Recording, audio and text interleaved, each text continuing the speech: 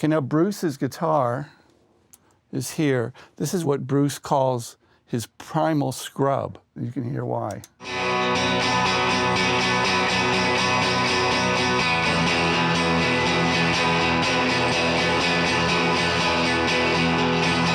I mean, he's just slamming the guitar, you know, so it's going all kind of sharp and everything, and the lower, like the E strings kind of, he's pulling it sharp. But it doesn't matter, it just adds to the craziness, the vibe of the song, the aggressiveness of the song. At the time when it came out, we had a president in this country, he was an ex-B actor named Ronald Reagan that loved this song, and he thought it was a patriotic song talking about how great America is. Kind of got it completely wrong. I mean, this is actually a protest song talking about how badly Vietnam veterans were treated after they came back, after they gave their lives, gave their limbs, you know, got PTSD. I mean, they just went through hell, and we treated them like dirt, basically. Unfortunately, it was just awful. So that's what that aggressive is. I think that's what he's thinking about when he's playing that primal scrub. You know, he's just angry. But let me see what I can do to it to maybe make it even angrier. There's a plug-in here. Here's a thing that Apogee makes called the ECS channel strip, which is pretty amazing, actually. It looks pretty simple. It's pretty great. It's got an equalizer, a pretty basic equalizer, a basic compressor, and this thing called an overdrive. Let me show you what it does. I'm gonna boost a little 4K to bring out some of that aggressiveness.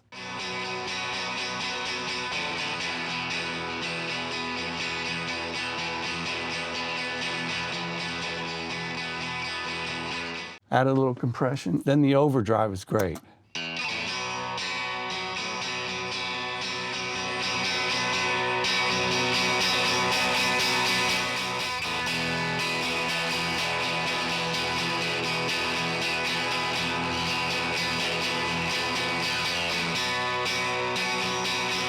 So that bypassed. That's with it on.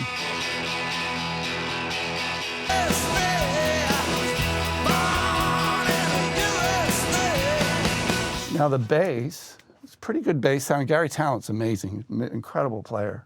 Guy never makes a mistake, he's amazing. It's a pretty good tone, but it's just DI. It was only recorded DI, there's no amp. And so once again, I'm gonna put on the Apogee's ECS channel strip.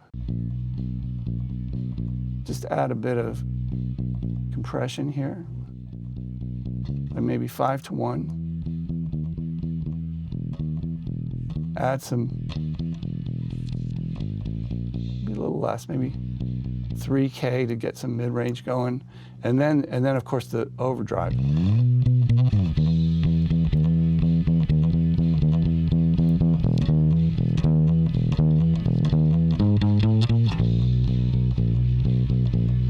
This is without it.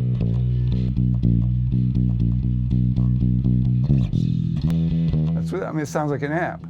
You know, all of a sudden, you don't need an amp. And I might just, let's see, there's other guitars. I think that's Steve Van Zandt. I mean, that's already a pretty good sound. You don't have to do anything to that. Then there's this other guitar which sounds like it's just an overdrive-driven preamp or something. I'm not sure what that is, but I'm just gonna add mid-range to that because it's got enough top end.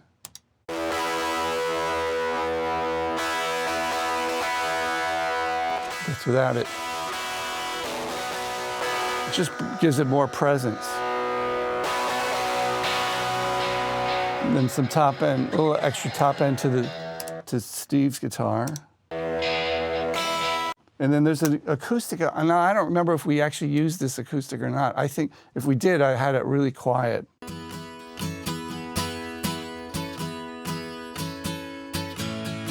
That open tuning, sort of Keith Richards open tuning he had going there, which is pretty cool. But I'm gonna take some bottom out, filter it at about 100 cycles, add some mid-range, real broad. I'm adding it at like 1.5K, full broad, like about 6 dB. And that makes it poke through the mix a little more. And then I had a distressor, compressor on that, which are fantastic for acoustic guitars. I mean, you can hear what it does. This is without it. That's with it.